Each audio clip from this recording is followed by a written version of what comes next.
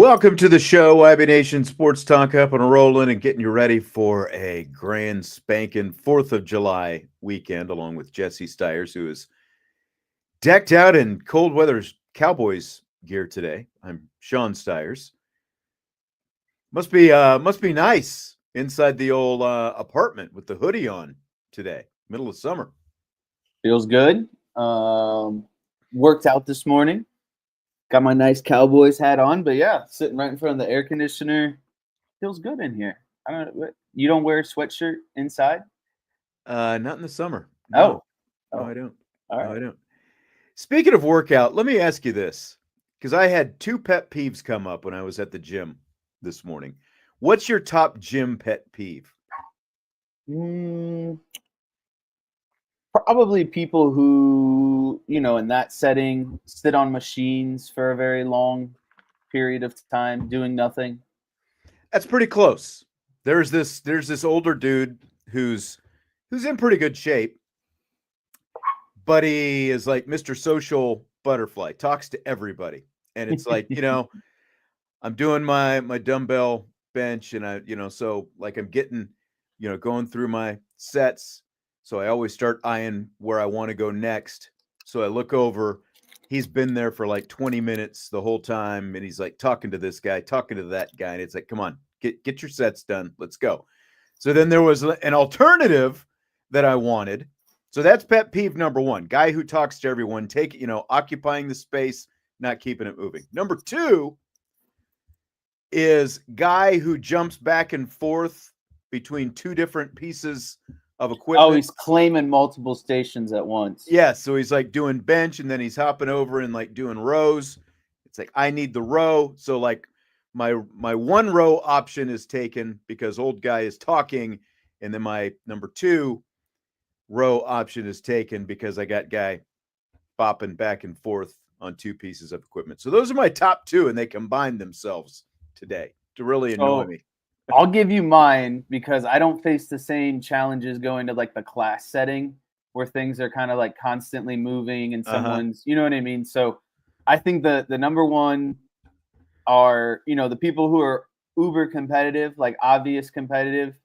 And then number two would be just the people who are kind of just like going through the motions. Like, why did you show up at 6:00 in the morning to just be taking it easy, I get like maybe not exhausting yourself, but at least like let's put a little bit more effort into this. Well, and that's the other thing that annoys me about this particular, and I say old, he's older than me. We've talked a couple times because again, he talks to everybody. So he's like 6 or 7 years older than me, but he also like he throws all this weight on his stuff, but then he doesn't do full reps, he just like does the jackhammer reps. Oh, like half reps. So he but he, like looks like he's in good shape, but yeah, so he's not even like doing. So anyway, those are my tops right there.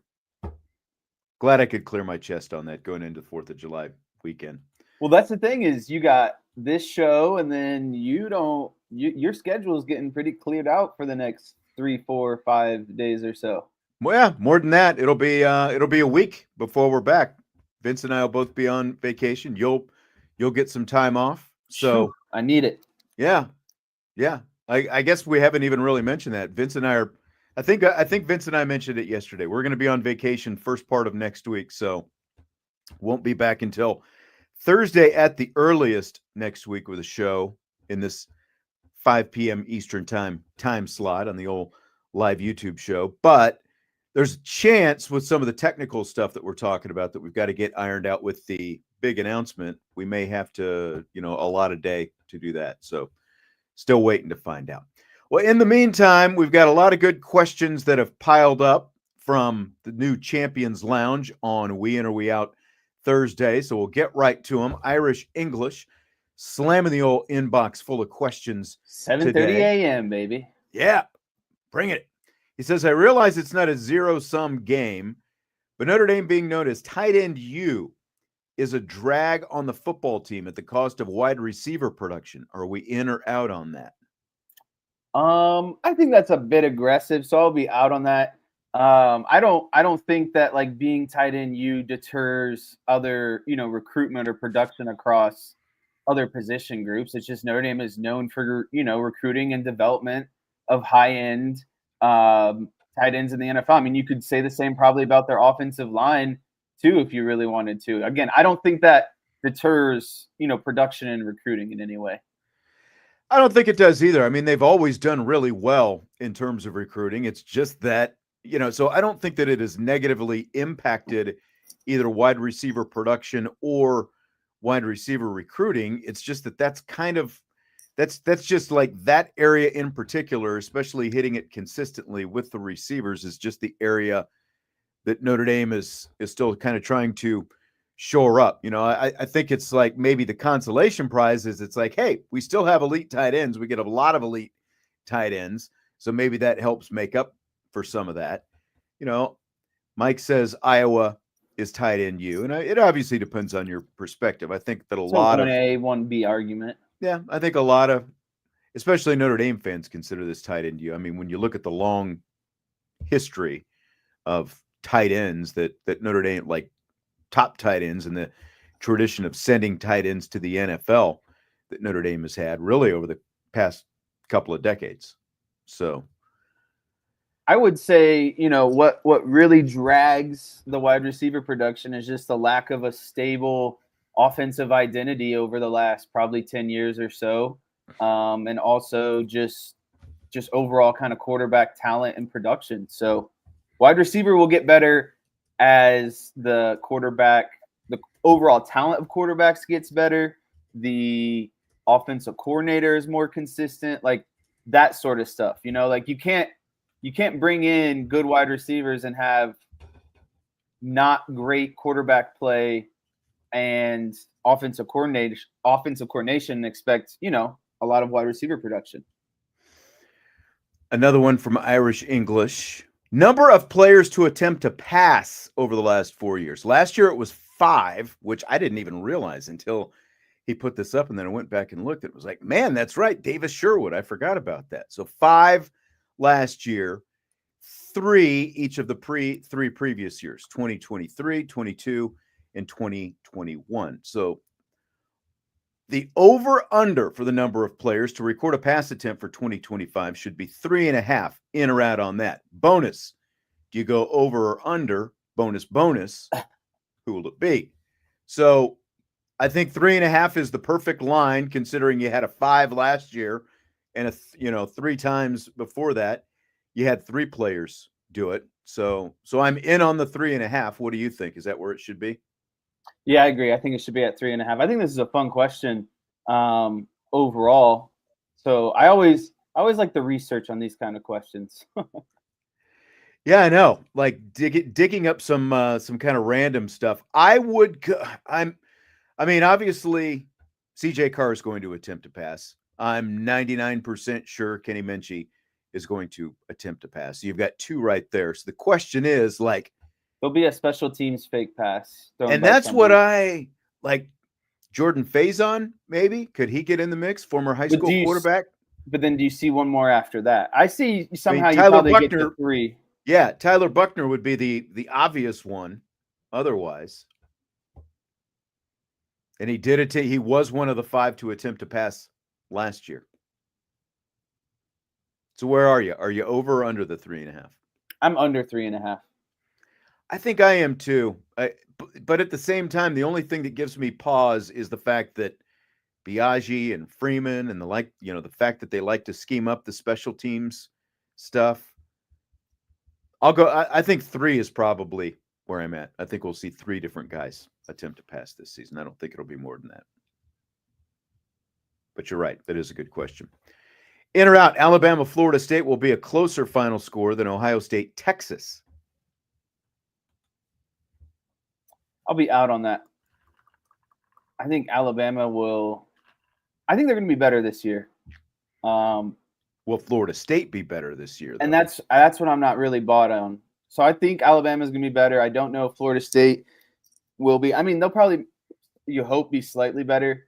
But I expect that Ohio State-Texas game to be a really good kind of close, evenly matched, especially kind of early on or regular season, not kind of later on postseason, end of the season type matchup. So I'll go Ohio State and Texas will be closer. So I'm out. I think so too. I think that's a really, that's a fun season opening game. Texas and Ohio State. And of course, you're going to have game day there and Lee Corso, doing his final headgear and all that kind of good stuff. So, Ohio State breaking in a new quarterback, technically Texas breaking in a new quarterback, but at the same time, he's got some experience. I'm just not sold that Florida State's going to be that much better this year. That's where I am. I think Ohio State, Texas, two playoff teams, Alabama team that just missed out on the playoff. Like I think my spread for Alabama, Florida State is probably 10 and a half. And where I'm talking about a field goal, 3 and a half for Ohio State, Texas is where I'd be sitting. What do you think? Yeah, I would in say that ballpark. Yeah, I think like a spread on Ohio State, Texas is, anywhere from 3.5 to like 6.5, 7. And then I would see Alabama probably opening as like a 9.5 point favorite, 6.5 to 9.5 point favorite. Yep. We're in the same ballpark then. Another one from Irish English. Defensive lineman with single-digit numbers, Boubacar Traore, is our only one. Are we in or out? So do you like defensive linemen with single-digit numbers? Yeah, I do. I think they look pretty sweet. I like single-digit, or I have to go with, I like the sticks. Micah Parsons, number 11. I think that's a pretty cool defensive end number.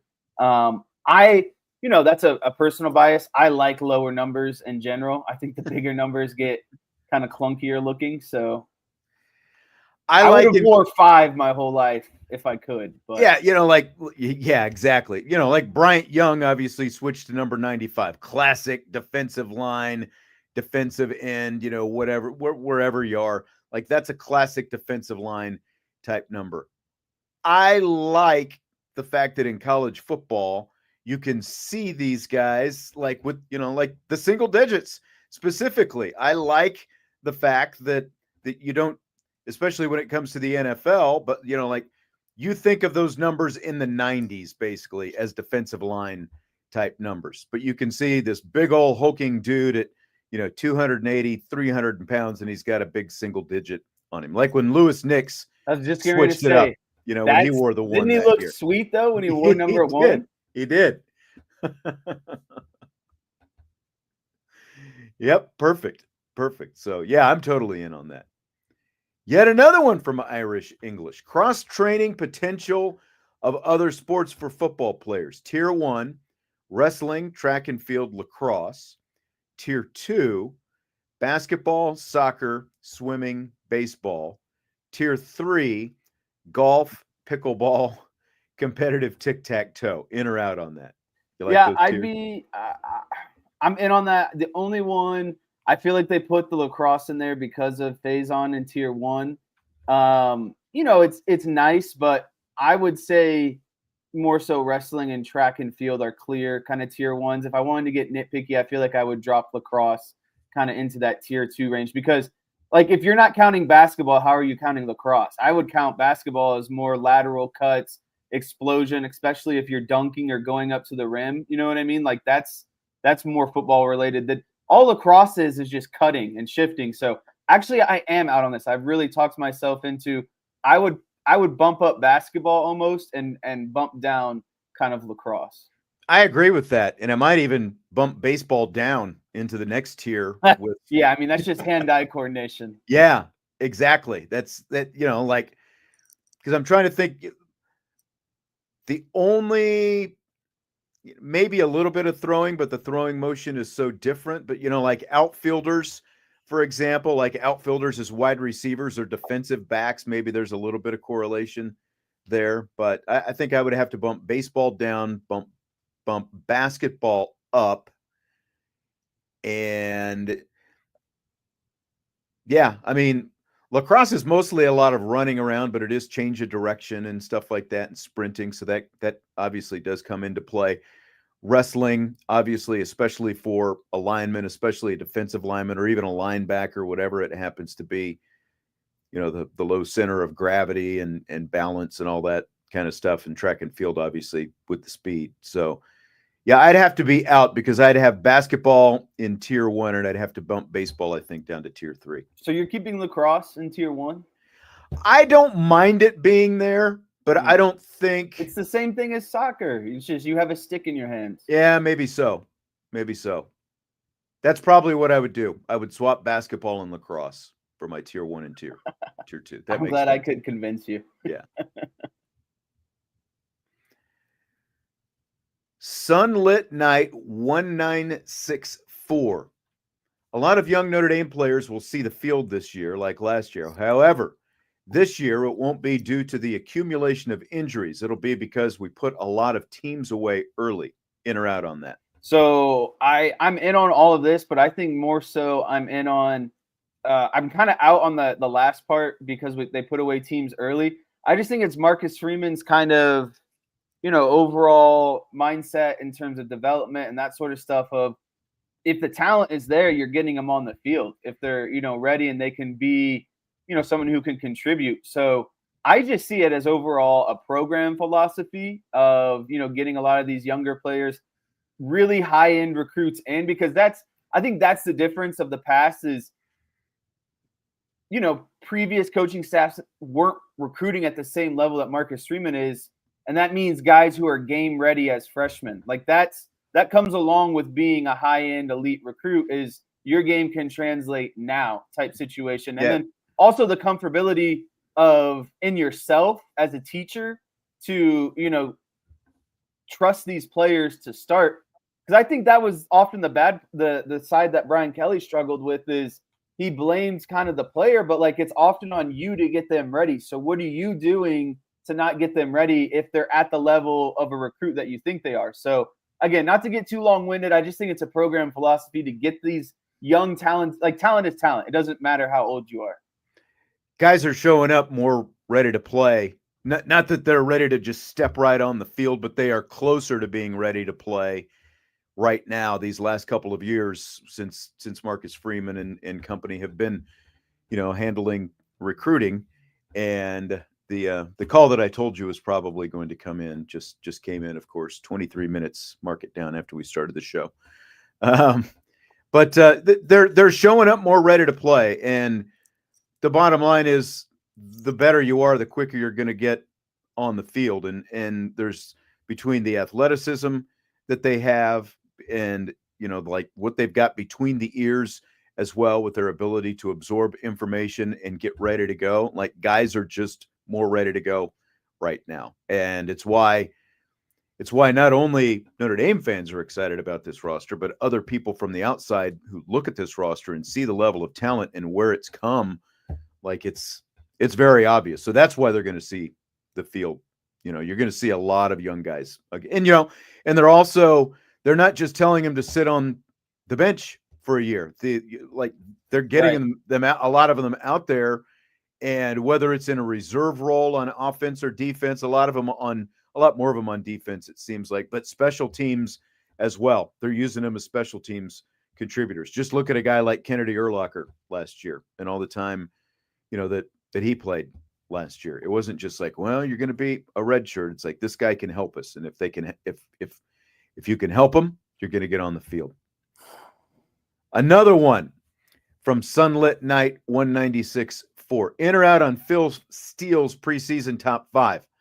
Number 1, Penn State. Number 2, Clemson. Number 3, Notre Dame. Number 4, Texas. Number 5, Ohio State. Man, everyone knows how I feel about preseason rankings. I hate doing it because, it's just you're trying to guess what these recruits are doing in light of other people leaving and, yada, yada, yada. But I guess I'm out. I don't think Penn State should be 1. I think, honestly, Texas should be number 1. Then I would have Notre Dame at 2. No, I take that back. I'd have Texas 1, Ohio State 2, Notre Dame 3, Clemson 4, Penn State 5. Did you get all that? Sorry, that was a mess. Yeah, I would have Texas at number 1. Yep. I would have, I hate to say it, I probably got to put Penn State at number 2. Then I'd have What makes you Clemson confident about Penn State? because of their schedule, Yeah. honestly. But then when it gets to the playoff time, it's like I mean, I don't know if they're the true number 2 team, but that's how a lot of people are viewing it. I might actually have Penn State lower, but there's a lot of there's way too much love for Drew Aller. That's what I'm getting at. But I don't even know. I don't even know game. how deserving Clemson is. There's a lot of love for Klubnik as well, and Klubnik's okay, but like, do they really deserve to be? I think getting the Penn State this defensive high? coordinator is a big get. The Ohio State coordinator, you mean? Sorry, that's what I meant. The Ohio State, going to Penn State, yeah. Well, then Clemson just got a new coordinator as well. Oh, that's right. That's right. Oh, so you're saying, yep, you're right. Yeah. So I think that I want to amend mine. I got Texas 1, Texas 1. I really think Notre Dame would be 2. And it's just because Ohio State lost so much. I know that they had that really good roster, but that was kind of the whole point, is they lost so much. They lost 2 NFL running backs, NFL quarterback, NFL offensive lineman, NFL wide receiver. Obviously, you still have the best wide receiver in the country. Then on defense, I think you lost both defensive ends. You lost some linebackers. You lost a safety. Like, there's a lot of turnover there. And so that was the accumulation of a lot of stuff for Ohio State to actually win it. Like, all the pieces came together last season. And so they're losing a lot. Notre Dame they're losing some stuff, but they're also replenishing, I think, at a higher level and not losing as much. So I'd go Notre Dame 2, Ohio State 3, Clemson 4, Penn State 5. Yeah, and I think this is actually that's like the Ohio State. Archer brings up, and Josh brought up Georgia as well, and I didn't even think about that, but I think that it's more fitting, like, I know Ohio Penn State's going to win a lot of games, and that's what's going to screw things up, because again, like, they're good, but I don't think they're that good. But there's a lot of people saying, oh, this might be his best roster and he can win the Big Ten and all this different stuff. And, look, like you mentioned, the Ohio State turnover. Yeah, there's a lot of turnover there, but they also recruit the hell out of it every year. And they've still got so much talent on that roster that, they just won a national championship. They deserve to be able. So I think I would actually have Texas 1, Ohio State 2, Notre Dame 3. I would have Penn State ahead of Clemson at number 4. And then I'd probably have Georgia at number 5. And then I'd have Clemson probably around number 6. That's kind of where I'd be.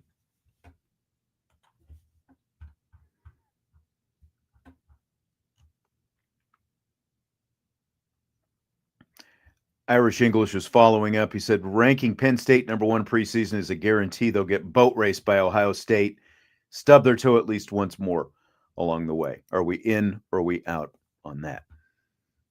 I'm in on that.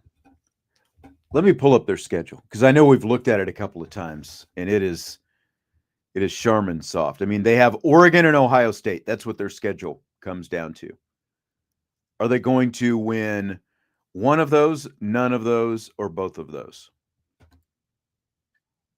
Penn State. Definitely splitting. I could be convinced of them losing both of them. Again, it's hard to say. I'd like to see Oregon play a little bit. Yeah, I mean, Oregon's got questions too, and that's why nobody's talking about them as a top 5 team right now. They've got to figure out. I think they think Dante Moore is going to be the real deal. And obviously they were able to plug it in and win a lot of games and win out in the regular season last year and then fizzled right away in the playoffs. But I think Penn State's going to split. I think they'll split those 2 games, and that'll be their only loss during the regular season. And again, like, that's why they're going to be thought of as one of the top teams in the country all year because they've got a schedule that's conducive to that. And they do have a lot of guys back, and they do have a returning quarterback, which again, like that carries a lot of weight to most people, when they're putting together their, like, who's going to be the good preseason team. It's what they've got returning at quarterback and who the head coach is predominantly.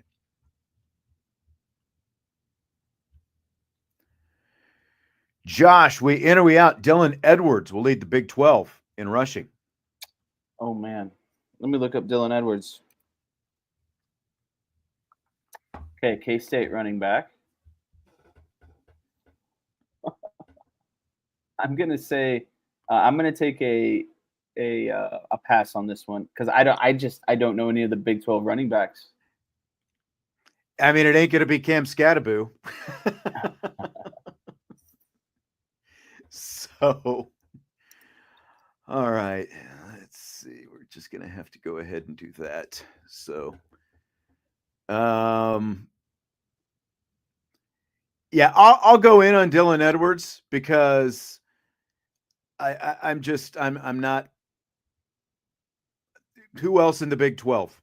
I haven't studied my Big 12 and who the rushing leaders are going to be, but like I said, it won't be Scattaboo because he's gone now. In or out, Carnell Tate will have more receiving yards than Jeremiah Smith.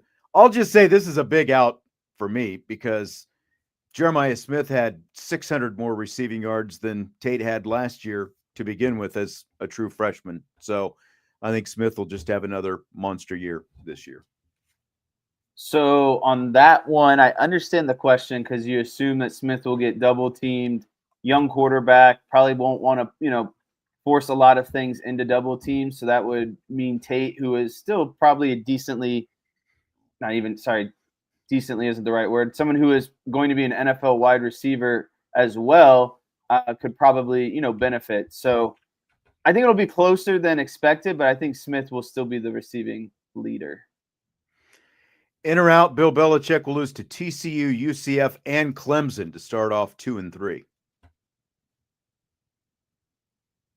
I'll be out on that. I think he starts 2-1. Well, yeah, I mean, the math on this doesn't work because if we're just talking about those 3 games, then that's obviously he would be 2-1, or he would be 1-2 if he loses. So I'm not sure. This scenario would mean I'm saying 4-1 then, I guess, because there's assuming 2 other wins already. So yeah, I would say 4. I would say actually, 4-1 is probably a bit too much. I'll say 3-2. How about that? So here's the start of their schedule, and this is a team that we haven't done yet. TCU, Charlotte, Richmond, UCF, Clemson. So the question was, he will lose to. So he's saying, okay. So the question is, he'll lose to all 3 of those teams and then have wins against Charlotte and Richmond and be 2-3. That's what Josh is saying with his question. So here. I think they definitely wins the other 2, loses to Clemson, and then probably splits TCU and UCF. So that's what I'm looking at. 3-2. 3-2. That's what maybe I'm looking at best well. 4-1. Yeah, exactly. Right. That's what Josh was clarifying, that the 2 other games that they should win. So I'll be out on that. I think they'll win one of those 2 games against TCU and UCF. Fish ND, in or out, Irish English should be permitted to only 1 in or out submission per show. I have to say out, but maybe 2 or 3. I've got to be out on that because I feel like he's brought some heat the last few weeks with his questions. He's brought quantity and quality, and just like like researching the last 4 years, who's thrown, how many guys have thrown passes over the last 4 years. And I think last week he had some stuff. Wasn't it the stuff about, like the number of punts or something like that? Or no, it was the scoring averages. That's what it was. Always puts a lot of thought in him. So I've got to be out on that. In or out, Notre Dame signs a top 3 class by the standards of the recruiting services, not by the standards of common sense or IB. I'll be in on this. I think they're building up that 26 class, and it'll end up in the final top 3. I agree. Totally in. They're in that range right now and continuing to move the needle in that direction. So I'll be in on that. Domer Grizz, corn dogs, underrated, in or out? In. I love me a great corn dog.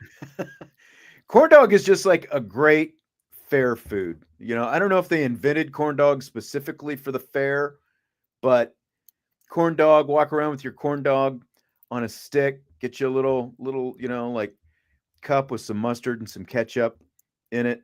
Like that is the way to go right there. You're probably ketchup only though on yours, aren't you? Yeah, I don't.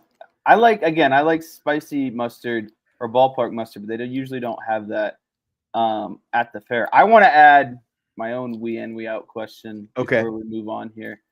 I think this is interesting. I think a lot of people can relate to this. So I'll just short and simple. We in, we out. Brian Kelly is a better coach than James Franklin. Ooh, this is really close. It really is.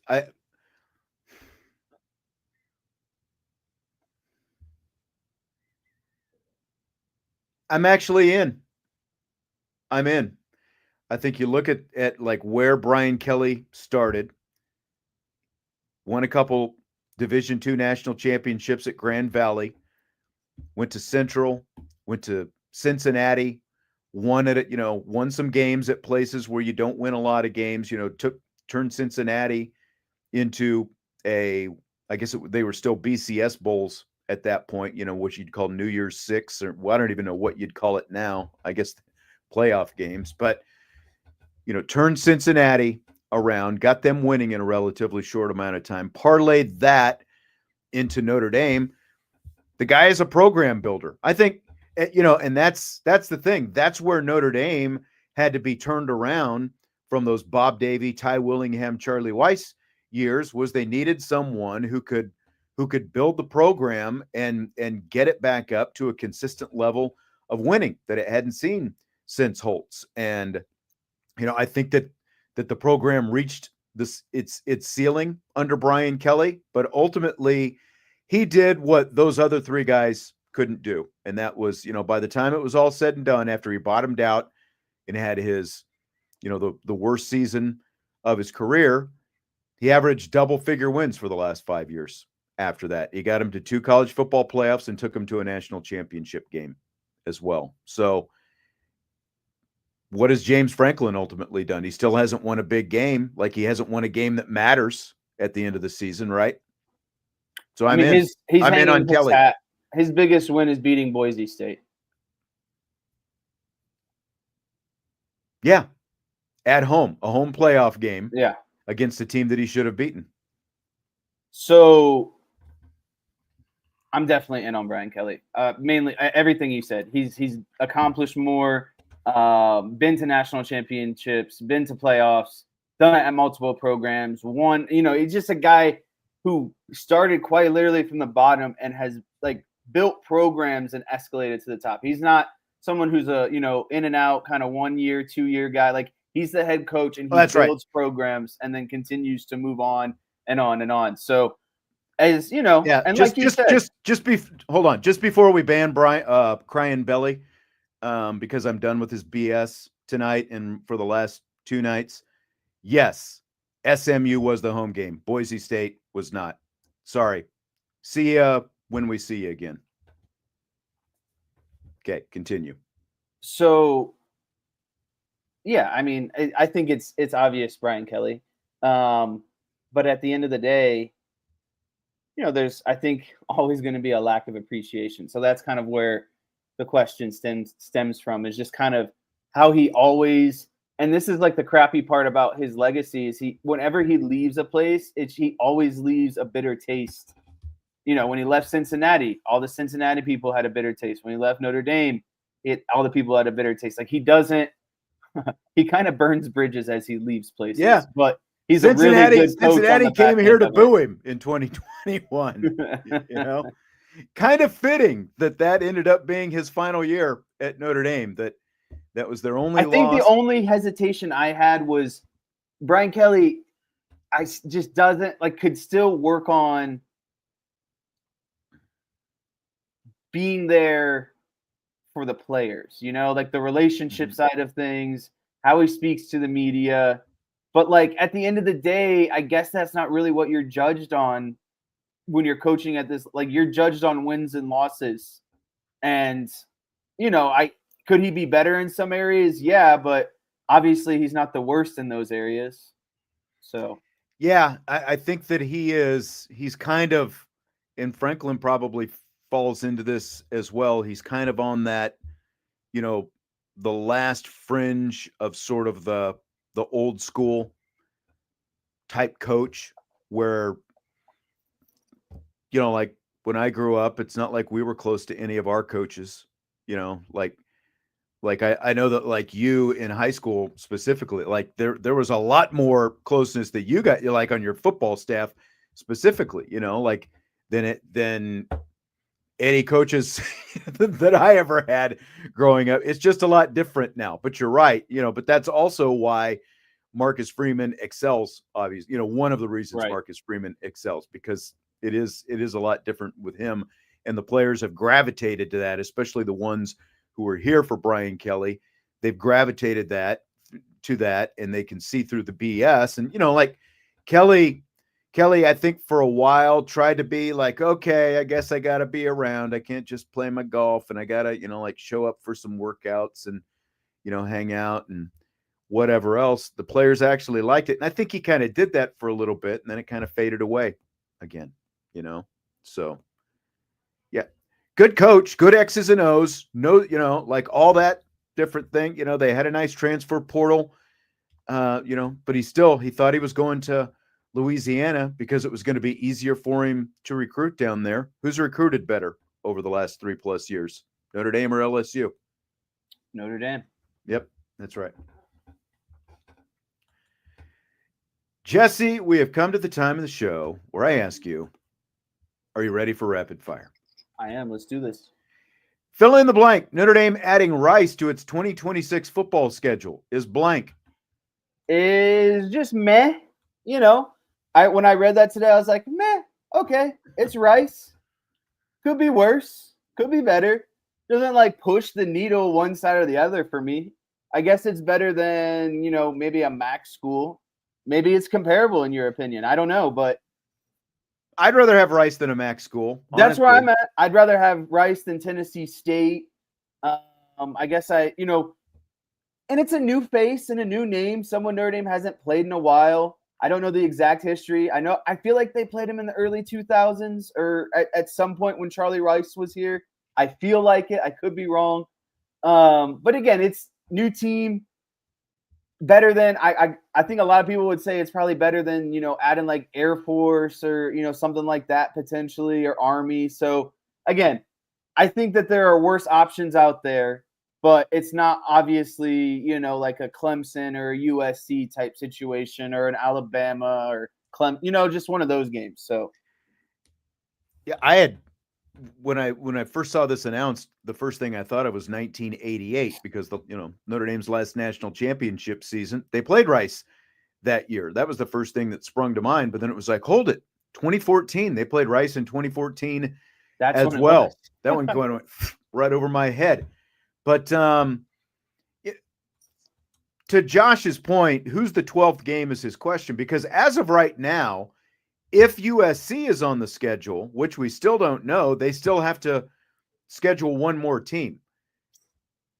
And there's a chance that USC won't be on the schedule, which means they would still need to schedule two more teams because Stanford is also not on the schedule as of right now. And it doesn't look like Stanford's going to be on the schedule next year. So that's the bigger issue, and probably why you end up with Rice is because of the fact that they've got a piece of schedule together. At this point, they don't know, like they've got the ACC teams and they know that they're going to open up with Wisconsin, and they've also got Michigan State next year. And then they've got Purdue again as well. So they're going to kind of keep on playing Purdue for a little bit, but then they've got North Carolina, Navy, Florida State, Miami, SMU, and Syracuse, but they're still They're still piecing this whole thing together. And I think that is part of why you end up with Rice on the schedule. And again, Rice would still rather have them than a MAC team because they've played so many of these MAC teams in recent years. So, and probably around the equivalent, maybe just a little bit higher echelon. So you take it, you fill out your schedule. You've got enough other pretty good teams on the schedule, and you've still got at least one, if not two holes that you've got to fill. So I think that's part of why you take Rice if you can get it, to make sure that you've got them on your schedule. So you think this was a little kind of preemptive backfill situation? Make sure we get someone on there, lock it down. We could potentially have more holes in the schedule. Well, yeah, because look, you're only a year out at this point. Most of these schedules are done 5+ years in advance. Like with these non-conference. There's probably a short list of teams available on those certain days. Like exactly. There's and cross-referencing, and so it's like that's how you ended up with Army last year when Miami backed out because they overscheduled. So a lot of people have also noted the parallels of the '88 season of playing Miami as well. So you've got Rice and Miami from the '88 season, and Purdue, and Michigan State for that matter. When people say these things, it unfortunately really just makes me want to go put more money on Notre Dame to win the national championship. That's my thought process. I believe in the stars aligning. We've opened that portal back to the 1988 season. We are in that stratosphere again. So longtime college football writer Brett McMurphy just moved to On3 this week, and he promptly put out his own projected college football playoff field for the upcoming season. It's blank that he has Notre Dame picked as his number 1 seed in the 12-team field. I feel like there's a lot of different things that could go with this one. Let me ask you this. Do you think he really thinks they're number 1, or is he just doing, like going against the grain a little bit, swimming against the stream, looking for some clicks early on in like his first big post for On3 since moving over there?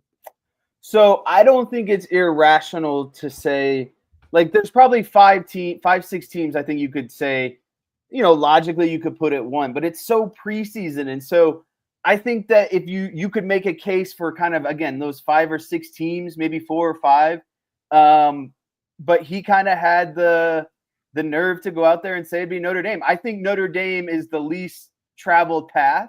I think if you post something like that, it's going to get a lot of tracking because there are a lot of Notre Dame fans, and it is your first week, and you want to make a boom. So I think all things go together very nicely, but I don't think it's outlandish to say that Notre Dame is one of the top 5 teams that you could say preseason would be number 1, and people will be like, you're an idiot for saying that. Yeah, because as we've talked about, because of the quarterbacks and everything else, it's much easier just to put Penn State at number 1 because they're, they went to the semifinals last year and they've got Drew Aller, and it's much easier to put Clemson there because they've got Cade Klubnik, or it's, easier to put Texas there because they've got Arch Manning in the roster that they've got, obviously. But I think that there is, because it's Notre Dame, I definitely think that there is some, hey, look at this. I'm putting Notre Dame at number 1.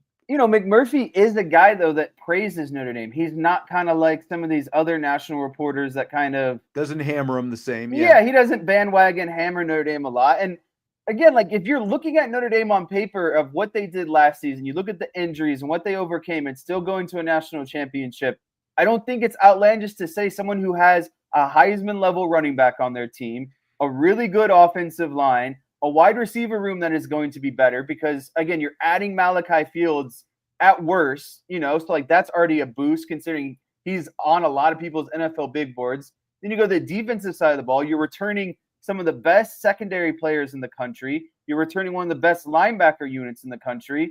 And all there really is question marks maybe along your defensive line. So I guess it's, to me, not super outlandish to think that when you put all the things together, you see what Marcus Freeman is doing as a head coach, what they overcame last year, what they were still able to do. Like, they're going to be better at quarterback in terms of passing the ball too. So I try to separate again the homerism, but I just don't think it's too crazy to say it. It's logical and it's gonna get you the clicks because more often than not, people are gonna default to the SEC or Ohio State or Clemson. So going with Notre Dame is definitely the alternative, but there's still a lot of logic to back it. It's not like he's just out there swinging. No, I mean it's not like Notre Dame is like 15th in everybody else's poll and he's got him at number 1. Like this is some big, like you said, some big swing that he's taken here because of all the things that you mentioned. And you do still have a head coach, Marcus Freeman, who beat Kirby Smart and James Franklin in head-to-head playoff games in his first playoff appearance. Yeah, in his very first playoff appearance. Beat a one coach with multiple national championships and the other coach that as we said before, still hasn't won a big. And the guy that we were all supposed to Google. Yeah, that's right. He wins everywhere he goes. Just Google him. And all the noise that he was talking about. How, we played this ranked team and we beat them. We played this rank. Okay, great. How about we play this game right now today? Yeah. And focus on that. Yeah. So McMurphy has Notre Dame number 1, Penn State number 2, Georgia number 3, Ohio State at number 4. This is his projected playoff field, not just rankings. And then he's got Boise repeating as the group of 6 team, as the number 12 seed playing number 5 Texas. He's got in the 8-9 game LSU against Oregon. And then he had Oregon winning that game and then playing Notre Dame in the next round. He's got Utah as the 11 seed winning the Big 12 against number 6 Clemson and number 10 Miami against number 7 Alabama. So he's got 2 Notre Dame opponents, Boise State and Miami, in the college football playoff this year. Yeah, there's a couple things I disagree on. I would boot out Miami, Oregon, and Boise State off the first glance. I don't think Boise State's going to be anywhere close to being back to what they were last season. I won't get too deep into that. I don't think Oregon's going to be quite as good. They're losing a lot. I don't think you're going to get 3 Big Ten teams in. Maybe I'm wrong. And Miami, there's just such lofty expectations for Miami. And I can't be convinced that with how bad their defense was, it's going to be drastically turned around. And you can't convince me that, Carson Beck is going to be more potent on offense than what the Heisman winning Cam Ward was. So there's a lot to fix in a 1-year rental situation of Carson Beck. And I just don't see it all coming together like that. I don't either. It's, Cam Ward won the freaking Heisman last year, and as a team, they still weren't good enough. And I feel like Cam Ward, especially as an athlete, is much better than Carson Beck. Will Carson Beck be a better quarterback? I guess. I don't know. I just don't feel like he can carry him the way Ward did last year. Yeah, exactly. So, like, the way I look at this is a given to me is Carson Beck will not have the season that Cam Ward did. So then is the defense going to do enough to neutralize the drop in quarterback play? I don't think so. They were bad on defense last year. And if USC is any point, proven, that stuff just doesn't change overnight, like, I don't know. Maybe with the transfer portal, I'm wrong. Maybe they've got a whole new defense, but I'd have to see it first. Heisman Trophy odds are posted in Vegas. Both Jeremiah Love and CJ Carr have long odds to bring home the hardware this season. Circus Sports has Carr at 45-1 and Love at 48-1. If you could only wager on one of them to win the Heisman, which would it be? I know who you're going to say, and I know who I'm going to say. I'm definitely going Jeremiah Love. He has the proven workload. He had great, highlight reel plays. I know everyone's worried about touches and overall yards. I think he's going to get more rushing yards. I think he's going to be more in tune in the passing game because more of the RPO action and less of Riley Leonard, pulling the ball down and running it. And I think he's going to score even more touchdowns than last season. I think he's going to stay healthy the full season. And so do I think he's going to win the Heisman at 48-1 odds? I think there's a chance, quite honestly. But I think he has a better chance than CJ Carr, first-year guy. But I know a lot of people would say, well, he's a quarterback, and that's the position that wins. And if you're, an undefeated team and he's playing well, and Heisman was always built for the quarterback to win. Absolutely. So that's why I guess, and I'm probably what your rationale is going to be. So I'll let you kind of. I mean, that is my rationale because he is the quarterback, and if they're undefeated in November and they're going into the playoff with a first-time starter at quarterback, I just think that the odds are stacked against Jeremiah Love, as we've talked about quite a bit. There's no doubting the talent and everything else that Jeremiah Love has as a player. But at the end of the day, he's still going to be splitting carries with Jadarian Price. Now, he might have more carries this year, but I just think it's going to be too tough for him as a running back to be able to stake that kind of claim with, what his like he had a really good year last year and he still split carries with Jadarian Price. And he's still looking out for his future as much as he is for his present. Like that's always been part of the plan for him. He doesn't want to be the guy who's got like 250, 300 carries in a season. That's not what he's looking for. And I've said this a million times, and I'll keep saying it again. Like we all know how talented CJ Carr is, but Jameis Winston and Johnny Manziel both were redshirt freshmen when they won Heismans. They're in the exact same situation. CJ Carr is in the exact same situation as them coming into the season. No experience, redshirt freshman, walking in, first-time starter, really good roster around him. And so I like the quarterback. Like if I was going between the quarterback and the running back, that's where I'd be going.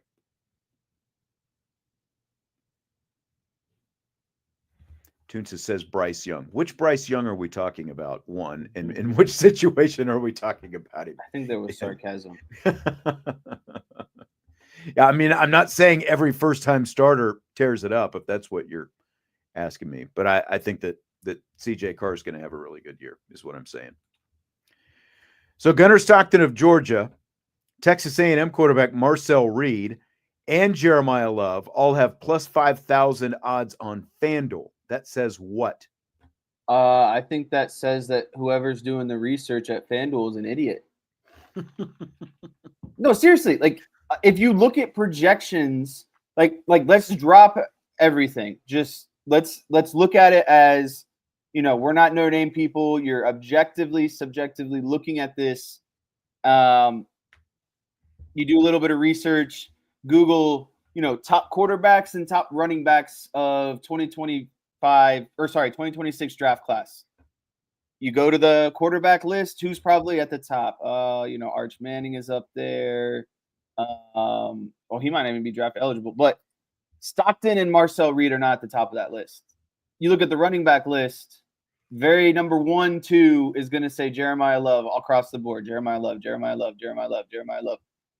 So to say that the number 1 running back, potentially number 2, has the same odds as a guy who's never played quarterback at Georgia outside of a playoff game where he got absolutely smoked, and Marcel Reed, who wasn't the day 1 starter last season, had to kind of compete with Wegman and eventually took over around mid-season. Those guys have the same odds as a guy that had fantastic numbers last season and again is projected to be the top running back of this class. I just think that's an error on FanDuel, and I'm not trying to be, No, it's like for everything that I just said about how, that we both said about how things are stacked in the favor of the quarterbacks, especially quarterbacks on good teams. One, Texas A&M, maybe they end up in the playoff this year. I don't know. But, like Georgia, should they be in the playoff? Yeah, if Gunnar Stockton can actually play. But it's the fact that you would have, like, Jeremiah Smith is the top non-quarterback, and we'll talk about that in just a second, in terms of Heisman Trophy odds right now. The fact that Jeremiah Love is sitting here with the same odds as Stockton and Reed, like neither one of those guys is going to be a guy who's going to fully put his team on his back and lead them into the playoffs / national championship picture like Stockton and Reed. They will win not because of them and not necessarily in spite of them, but they're not going to be the sole reason that either one of those teams has success. Notre Dame's success will rely a lot more on Jeremiah Love. Now, again, I just said all that I said about his carries, and that's the only thing that holds me back. But at the very least, he should be more favored than either one of those two guys. I think it's ridiculous that he's sitting there the same. You provided this nice list. Whether you think Jeremiah Love is going to win the Heisman or not, with those odds, there's just a ton of value. Like if it's realistically around like plus 2,000, but it's plus 5,000 on FanDuel, like that is extreme value. So why would you not? If you're a fan, why would you just not put $10 on that? I guess $10 wins you 500. You might as well. You might as well because of the insane amount of value, and it's like, okay, what if he just goes crazy that he's just on the field? You can't take him off the field. He's producing those Heisman level highlights. I think it's crazy that Underwood, the quarterback from Michigan, is at 28-1 and CJ Carr is 45-1. Like, how is that gap so crazy? I get it. Neither of them played, but Notre Dame is coming off a national championship roster. Michigan has so many question marks. So, I think Jeremiah Love, to kind of the root of this question, belongs more kind of, I think in that Carson Beck is at 25-1. I think that's a neighborhood Jeremiah Love would comfortably fit in. 48-1, again, is just so ridiculous to me at the end of the day. Yeah, that seems much more in the ballpark for Love than sitting there at 48-1. So the top 5 Heisman favorites right now, according to Vegas, are Arch Manning, Garrett Nussmeier, Klubnik, Aller, and Jeremiah Smith. Which of those guys do you think has the most realistic chance to win? Or do you want to rank them? Yeah, I would rank them if you want to. Go ahead. I'm going to go Nussmeier at the top. Really? Yeah. Then I'd go Smith at number 2. I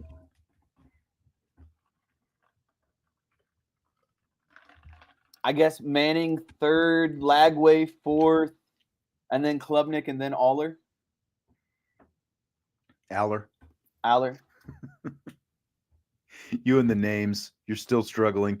I think Manning should be the favorite, and he is the favorite coming into the season. I would have Manning 1, Jeremiah Smith 2, Nussmeier 3, Klubnik 4, Aller number 5 of the top 5 guys. Yeah, that Vegas has. Right Lagway would have bumped up in my top 5. So you'd put Lagway in the top 5. Yeah, and Aller would drop out. Gotcha. Yeah. Aller's not winning the Heisman. I'm sorry. Yeah, he's not going to throw the ball enough to win the Heisman. No, I'm sorry, Penn State fans. That's just. Do they have a receiver yet? He doesn't have Warren anymore. Like, is he going to throw to those?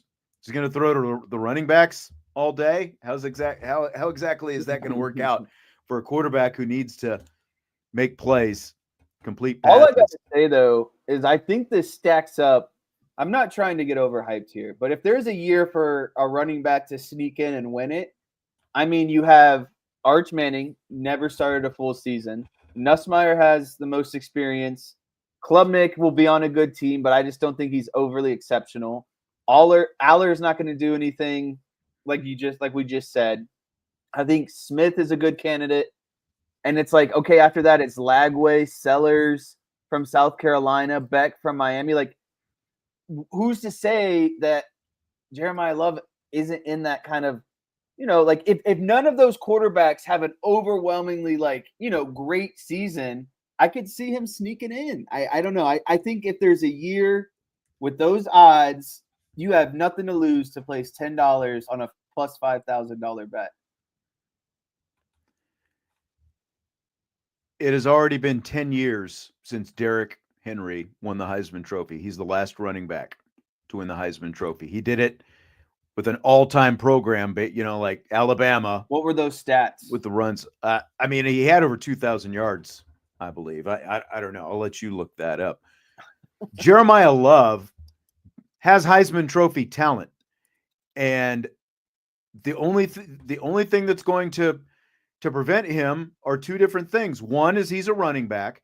Two, he doesn't return kicks. And I think that, that would, because we've talked about it before. what's the realistic path for Jeremiah Love to win a Heisman? He's got, because of the fact that Jadarian Price is going to be such a factor in the offense as well. Jeremiah Love every week has to put up like freaky highlight type stuff to keep his name in the conversation all year long and to make it so that he can't be denied the Heisman. That's what's, and on top of that, Notre Dame being in the playoff picture at the end of the season. So like he's got to have more of those hurdles and, like more 80-yard runs. And it would help him quite a bit if he was also back there returning kickoffs or punts or something like that as well. He's not going to return punts. I don't know that you're going to have him returning kickoffs considering all this other talent that you have that you can put out there on the field. Like it's not necessarily, not necessary to put that much more wear on the tires for Jeremiah Love, but just all the factors just work against him. It's not that he doesn't have the talent, because he absolutely has the talent to do it. It's just that the odds are so stacked against him and what it takes for a running back to do it. I think it's going to be really tough for him. Here's my here it is. Final verdict on this. I think 2,000 all-purpose yards and at least 20 touchdowns gets him a Heisman. Okay. He's got to bump up in the receiving game. He's got to break a big pass. See, I agree with Prison Mike. J Love will not get the ball enough to win a Heisman. Just the facts. I believe that as well. Like I said, the only way that he can is to every week he's got to have like one big highlight type play week after week after week. Like think about Josh Adams, and like he was doing that. He was cranking out and like he was looking like he was going to be in the thick of Heisman, and then all of a sudden November came around and it was just done by the end of the year. Didn't happen. I think he's got to maximize what he does with the carries, but I'm going to tell you a stat that's going to blow your mind. Derrick Henry, that year he won the Heisman, carried the ball 390 times. Wow. Jeremiah Love carried the ball 160 times last season. Mm-hmm.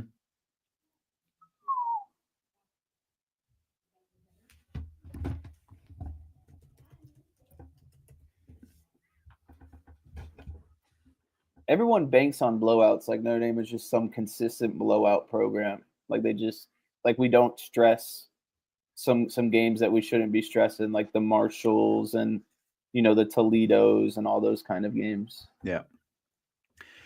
This is Independence Day weekend, of course. Notre Dame and UConn, the only remaining FBS independents in college football. Are there any other teams that could go their own as independents? This is something that I saw come up in the Champions Lounge again. I think Ohio State has the potential if they really got into it. I think that Texas could. I think Oregon has the potential to.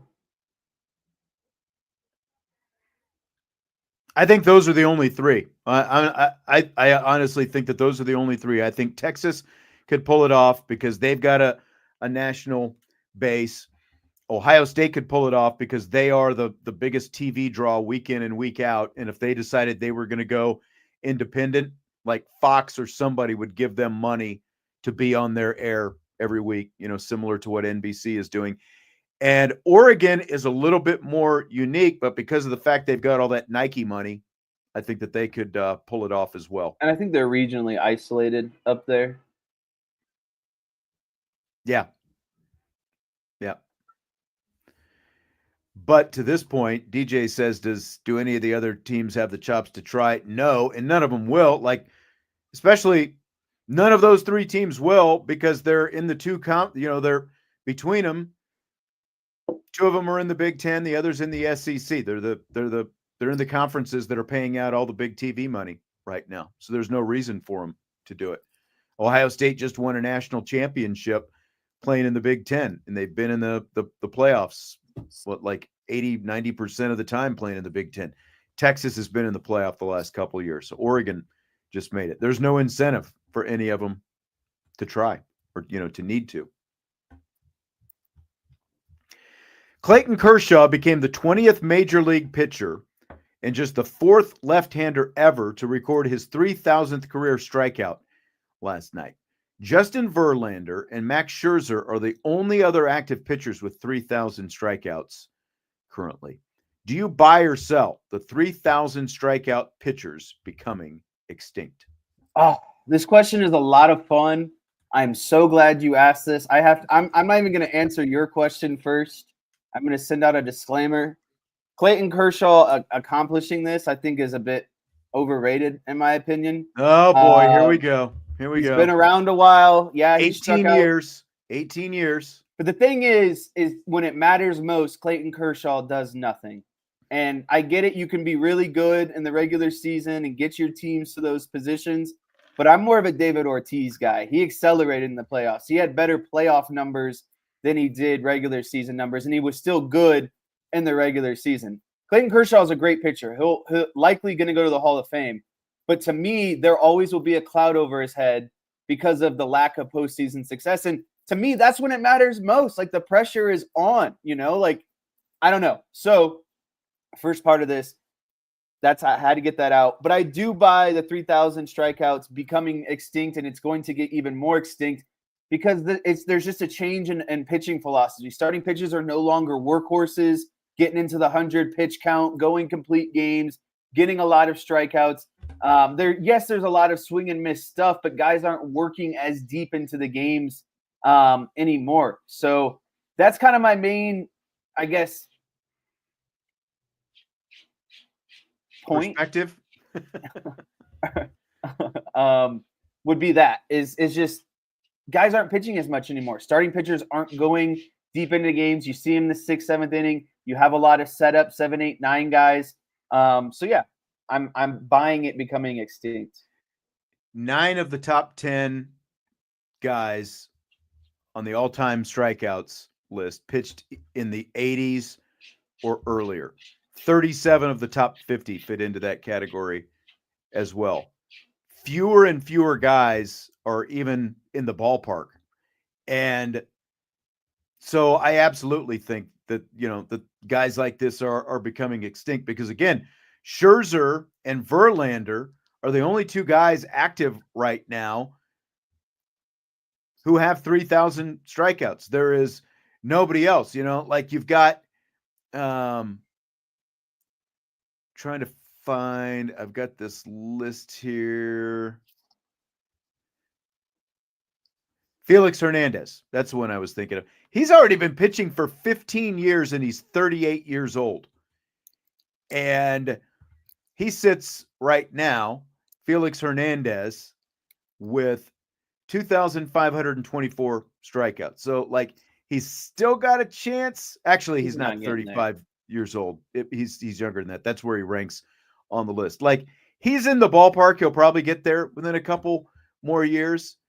But, like, other than that, Paul Skeens, that's probably it right now. Like the only guy I would go out on a limb on because guys just aren't going deep enough into games anymore. That's what it comes down to. It's not incentivized to go deep into starts. So I think we're going to see fewer and fewer of these. Like, it seemed like, like growing up, it's like every other year, it's like, there's another guy with 3,000 strikeouts. You just don't see it anymore. So I absolutely do think that the 3,000 strikeout guy is becoming extinct. ESPN televised the Savannah Bananas game played at Clemson Stadium last week. Would you want Banana Ball to ever come to Notre Dame Stadium? No, I'm out on that. I think Notre Dame's facilities are too small. Tickets would get extremely expensive. And to be honest with you, I would not go to a Banana Ball game unless I was gifted a ticket. I would not spend good money. Like, I wouldn't spend the same amount of money I would on a Cubs game to go see Banana Ball at the end of the day. And I know that because simple supply and demand, because of how small Notre Dame Stadium is, that tickets would be probably over, way overpriced. So I'd be out on it, out on the whole thing. Yeah, I watched this and I'm like, you're really playing baseball in a football stadium? Because it's literally like, one corner of the end zone is where they had home plate. And then they had, like a diamond built. And then, so like dudes are dropping bombs into a short porch over there in left field. It just looked very odd, but they packed the place. It'd be pretty unique if you're Notre Dame to have something like this. So it wouldn't be like at the top of my list of things that I would pay for because they're shelling out premium bucks for these tickets as well. But, like Notre Dame's, like they haven't exactly been lining up all the concerts like we thought they were going to a few years back. So why not? Why not give Banana Ball a shot? I need to amend my answer. I thought they played at Clemson, like baseball stadium. I now am realizing that it was the football stadium. Clemson Stadium, like the football stadium is where they right. did it. Yeah. And so I realized that now that means they would play inside Notre Dame Stadium. Obviously, Notre Dame Stadium, football stadium, has enough seats to accommodate. I still wouldn't go. Like it's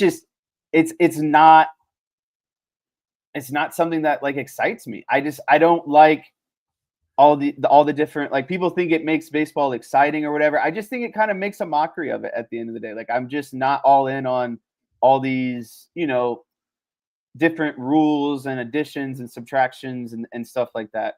Maybe that makes me the get off my lawn guy for once. Maybe that makes me the Vince guy, but like I said, I'm not here for it. I just would I want it? Would I pay for it? No, I wouldn't. But a lot of people, like, they're packing these stadiums, whether it's the football stadium last week or oh yeah, they sell out like everywhere they go. Yep. Joe says he'd rather see Kenny Chesney at Notre Dame Stadium. They're kind of like the Harlem Globetrotters of baseball. Yeah, they are. And they've got like whatever. I think they've got like a couple teams. My God. They've got a couple teams that they're doing.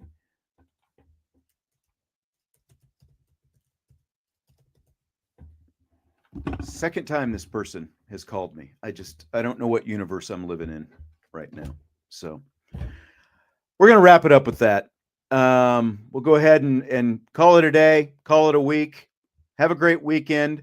Have a great 4th of July. Stay safe. We'll talk to you next week. IB Nation Sports Talk.